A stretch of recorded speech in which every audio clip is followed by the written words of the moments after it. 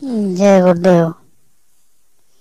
झीने बंधन चित्त के घटना संत श्री दयाल जी महाराज जिन्हें लोग राधा स्वामी के नाम से जानते हैं, उनकी एक शिष्या थी, अच्छी साधक थी। उनका परिवार केवल पति पत्नी तक ही था, कोई बच्चे नहीं थे। कुछ दिन बाद उनके पति भी नहीं रहे, वो अकेली रह गई और अपनी साधना में लगी रही। धन दौलत से काफी संपन्न थी। साधना में उनकी चढ़ाई ऊपर के लोगों में होती थी, लेकिन चढ़ते चढ़ते एकाएक उनका झटका लगा था और फिर वो नीचे उतर आती थी। उनकी समझ में नहीं आता था कि ये क्या होता है। उन्होंने गुरु महाराज से अर्ज की, गुरु महाराज तो सब समझते हैं।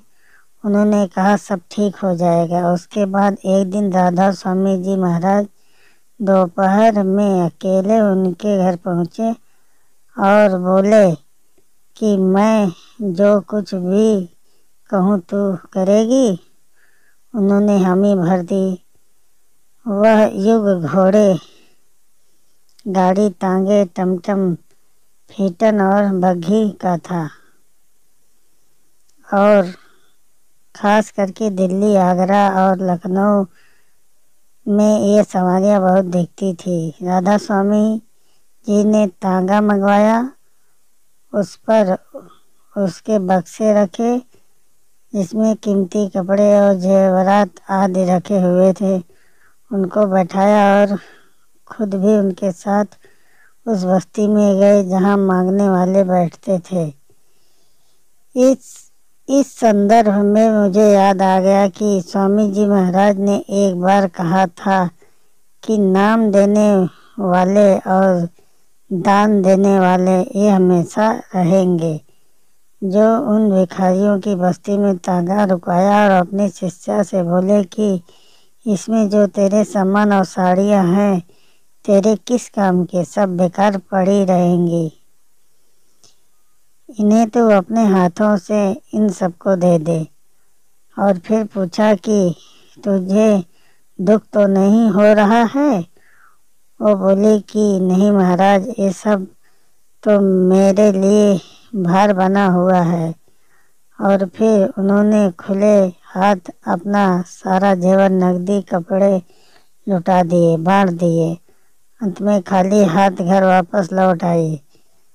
राधा स्वामी जी बोले कि जा, अब तू अपनी साधना में लग जा। फिर जब वह अपनी साधना में बैठी तो पार निकल गई। जब स्वामी जी महाराज के पास वो गई और उन्होंने अपनी साधना का हाल बताया तो स्वामी जी ने कहा कि तेरा मन उसी में भटक रहा था, इसे तू भी नहीं समझ पा रही थी। अभी कुछ दिन पहले स्वामी जी महाराज बाबा जय गुरुदेव ने सत्संग के दौरान कहा कि ऊपर में चाहे जितनी साधन भजन की बात करो, लेकिन मन इन जड़ चीज़ों को कितनी गहराई से पकड़े हुए है, तुम इसको नहीं समझ सकते। ये तो साधक जो साधना में चढ़ाई करता है उसकी समझ में आता है कि कहाँ कहाँ अटका हुआ है। जय गुरुदेव।